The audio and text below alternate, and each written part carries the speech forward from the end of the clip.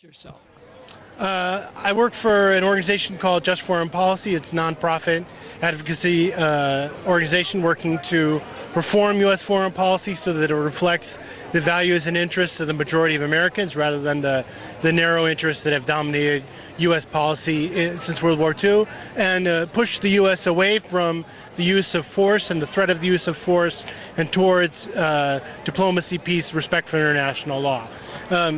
With respect to the Israel-Palestine issue, obviously the United States is deeply implicated in the ongoing conflict between Israel and the Palestinians, the failure to resolve that conflict. And so my participation in U.S. vote to Gaza is part of our work to try and reform U.S. foreign policy, to try and put pressure on the U.S. government to change its policy. In particular, the blockade of Gaza would be impossible without the support of the United States.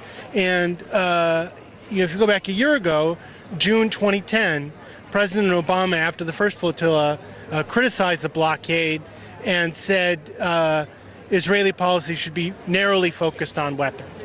Well, that's not the situation that exists today. If it were, there would be no issue whether we would be allowed to go to Gaza, because we're not carrying weapons. Nobody in the flotilla is carrying weapons. So according to what President Obama said in June 2010, we should be allowed to go to Gaza. And the reason that there's any doubt about it is because the Israeli government, despite its claims, has a general blockade that goes far beyond weapons and includes goods, includes blocking people, blocking Palestinians from traveling to receive medical care in Israel or in East Jerusalem, prevents Palestinians from traveling from Gaza to the West Bank, exports from Gaza to the West Bank. So these policies have nothing to do with the security of Israel and everything to do with collective punishment